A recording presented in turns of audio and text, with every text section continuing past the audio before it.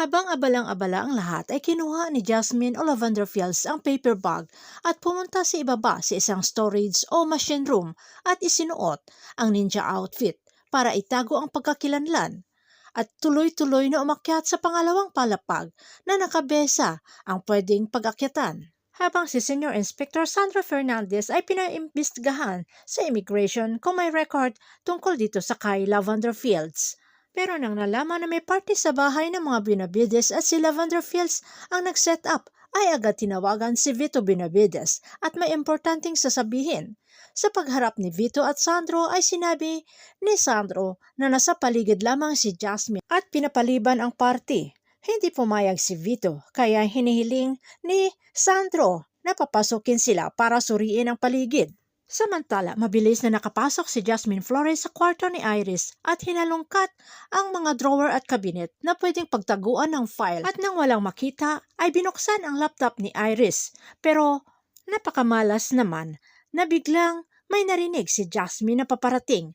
Agad isinara ni Jasmine Flores o Lavender Fields ang laptop at nagkubli. Pumasok si Iris para kunin sana ang regalo niya dito sa kay Camila, pero napansin na bukas lahat ng cabinet at drawer.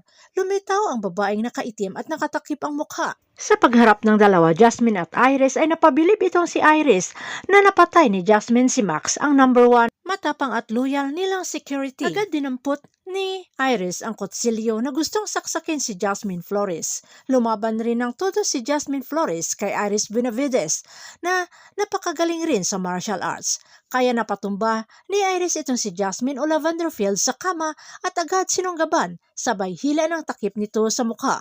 Pero mabilis ang galaw ni Jasmine Flores o Lavender Fields na ubos lakas na siniko itong si Iris, sabay sipa at agad tinulak palabas ng pinto at kinandado para makatakas itong si Jasmine Flores. Nagsusumigaw si Iris na pinapakuha ang susi ng kanyang kwarto. Nabulabog ang lahat dahil sa pagsisigaw na ito ni Iris Benavides.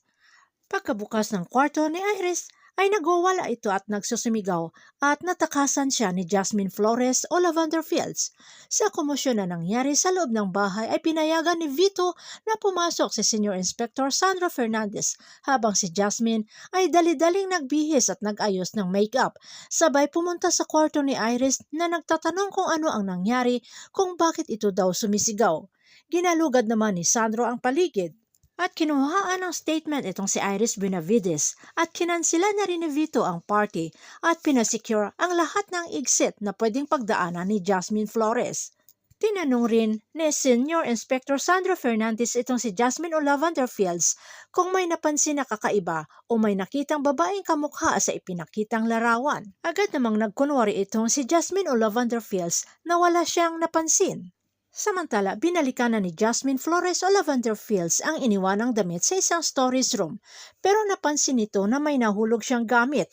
Ito ay ang itim na gloves na kanina lamang ay suot-suot nito. Dali-dali namang binalikan ito ni Jasmine o Lavender Fields sabay dampot. Nakitang-kita ito ni Sandro Fernandez at tinanong kung ano ang dinampot ni Jasmine o Lavender Fields sabay lapit dito sa kay Jasmine. Mahuhuli na kaya ni Senior Inspector Sandro Fernandez itong si Jasmine Flores ay iisa lamang sa pagkatao ni Lavender Fields? Abangan na lang natin ang susunod na episode dito sa Lavender Fields.